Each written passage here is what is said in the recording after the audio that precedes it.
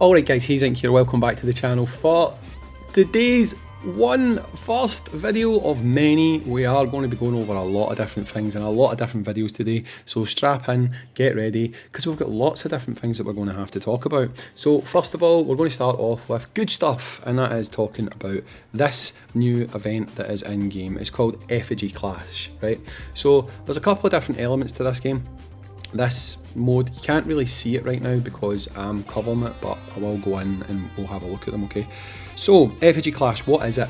It's basically a guild-based event, right? So this works in such a way that your guild is going to help drive you forward, right? You are going to gain more rewards the more active of a guild that you're in, okay? Which is actually quite funny because the next video is going to relate to this a little bit. But for now, we're just going to solely focus on the event itself, okay?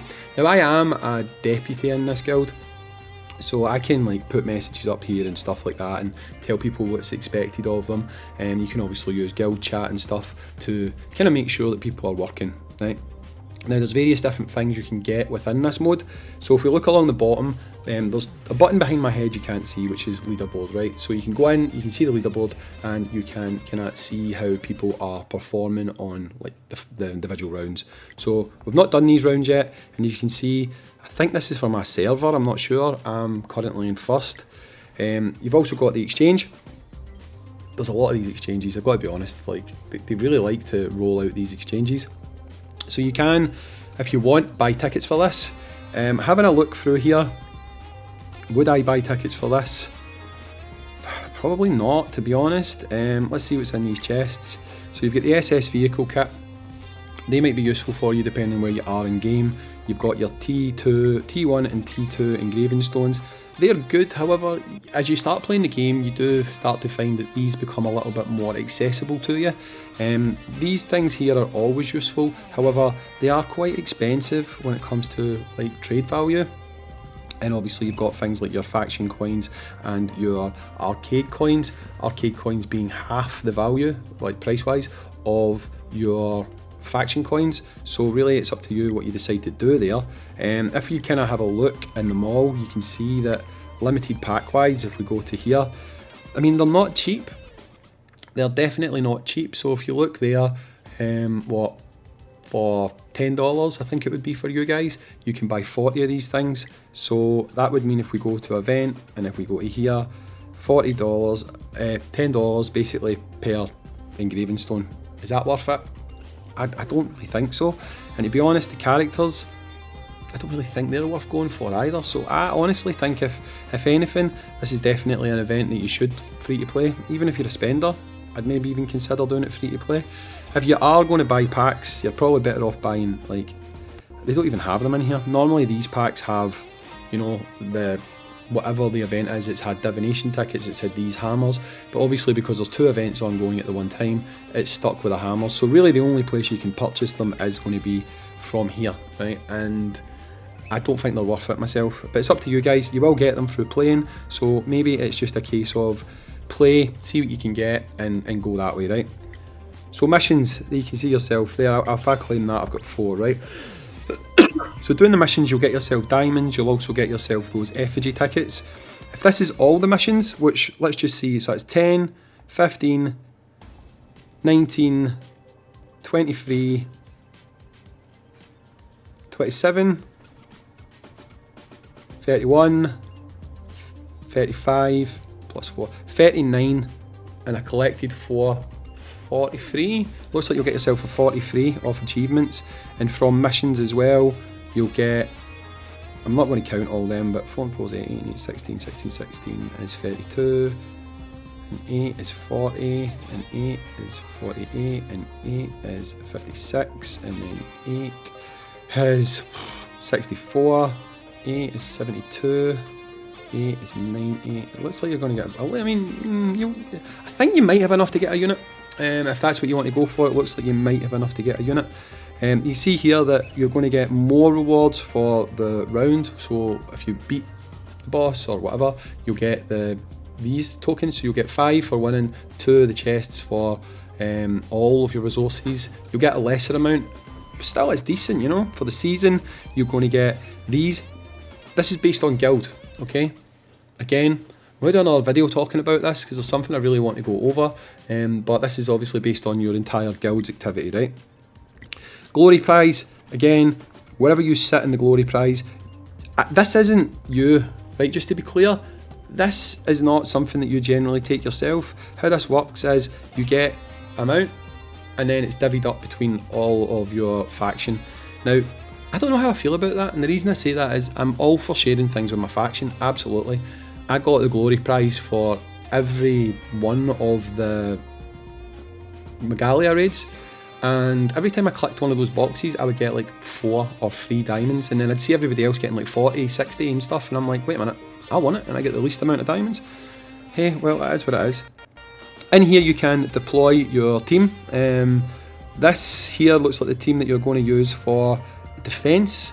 So that's a bit like, I don't really know who's attacking you here, but again, I would make sure you've got a really strong squad out here using good EX skills and stuff, because obviously it's going to help you in the long run to get the most amount of points out of this, right? So the actual battle itself, how's it going to work? So the battle itself, you go in to the trial, if it lets me, and you can see it very much looks a lot like a kind of standardised raid, right? So you do these attacks, you'll get tickets, you'll get diamonds. That is basically going to be your rewards for taking part, for doing things, right? The kind of teams you want to build for this is basically what you currently build just now for your crusade and for your guild battles and your guild raid type thing. Go for the ones that you would do in the Shadow Realm, so against like Mecha Bison. You want to really focus on single target orientated attacks, right? I really wish my poison was at a higher level, because this new poison would be extremely good for this, but you need to have investment into her fighting soul, or fighting spirit, right? If she's got investment into her fighting spirit, she is going to be clutch on this, because she is going to make your characters really, really hurt that boss, okay? She is going to be fantastic in this. However, for me, I don't have her high enough to have fighting spirit investment. I'm going to need to try and get more copies of her, but I'm not going to go chasing her right now. But if you are someone who got lucky and you happen to have her up at SS rank and you can have investment into her fighting spirit, then you're going to do things like get more crit damage, more attack. She's going to work a lot better for you. 100% she's going to work a lot better for you. So right now I need to take her out because I don't really have the function to make her work in the team right now, unfortunately. And instead I'm going to put in Rose. Rose will at least give me some additional buffs like pressure and stuff like that. Hopefully it would be enough to kind of help me get through. However, I am taking the option of not having a healer on the team, which might not be the most advantageous of situations to be in right now, okay? So for this team, for example, what I'm going to do is I'm going to leave her trying to keep Ryu alive, because Ryu is squishy as all hell, right? He is squishy as all hell. I think what we will do is we'll throw Gen up here, because at least then we will get a shadow unit at the back. Maybe it will help. I've not dialed in this team yet, but we need to kind of really focus here on getting single target damage. So if I go with something along the lines of, I want to say this, I mean, I am going to use the buff from Rose. Might be helpful. This might be a bit of a failure, but we'll see. Maybe I'll set my higher score here. I don't know, because this is probably not what I want to use. I tend to like characters like Jury. In situations like this, she does extremely well, she functions very well. But let's see how we get on with this, because let's be honest, Ryu, one situation where he can actually perform very well is against single target enemies. So let's see, will I get my highest score here? I'm not entirely sure, but there's only one way to find out, and we're doing okay. We're 22 seconds in, we've not died yet. No, have we lost? No, we've still not lost anyone. Have we lost someone? Don't know. No, we're still alive, we're still alive. Yep, now we've lost Ryu. Lost Ryu. Right, so did I set my highest score there? No, I didn't set my highest score. So what I'm going to now try and do is what I said originally. I'm going to take out Ryu and I'm going to put in someone else who would do like really high single target damage, right? So I'm actually going to use Gen. I know I said a minute ago I was going to use Rose, but I'm not. I'm going to use Gen, right? And I think what I'm also going to do is I'm going to throw Judy up here. Now this might not actually work very well, but it's worth a shot, right? It's worth a shot. So we'll do this here. No, we won't. We will do... So we're not going to any buffs with Rose this time. So I think what I'm actually going to do is I'm going to remove you. I'll put you here instead. I'll put you here. Keep him alive. I'm actually going to do... Where is she? I am going to throw on Elena for a little bit of additional survivability, because Gen, I mean, Gen's great, but I mean, he can die quite easily. That's the only thing I'll say about Gen. So we'll do heal in the first turn, single in the second turn, AoE in the third turn. All the time we're going to have Goa getting plenty of damage in there. Maybe this will get me a higher score. I guess we will. In fact, you know what? We will remove that. We'll put in that.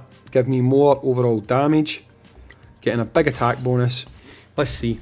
This, maybe this could be the one that gives me the higher score. But again, in here, you really want to focus on single targets. You want characters who can crit, which is really why probably Jury might end up being the better option, you know. But Gen is no slouch when it comes to landing crits, you know. So that in itself can be pretty decent for him.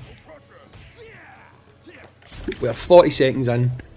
It's hard for me to keep track of how we're performing, but I am seeing lots of crits popping, so seeing those crits popping up is obviously pretty good. Big damage numbers there. I have a feeling that maybe this is going to be my highest score. Possibly. Fingers crossed and all. Did we peak? Did we peak? We did, we peaked. Right, so 62 million this time, right? And it's still not enough. If we go and we look at missions, you'll see here that the achievements, I'm wanting to get like 86 million, right? 480 million in a single battle. How do you do that though, right? That seems pretty high. How do you do that? There is a way to do that. And this is where your guild activity comes into play. So if we go back over to here, the guild effigy, right? You'll see these little things here. Now, I am going to describe these to you as essentially think of your EXs, okay? Now you're not going to use these in the same way as EXs, but when you level an EX, you know you get things like attack bonus, defense bonus, crit bonus, all these type of things, right? That's what these do.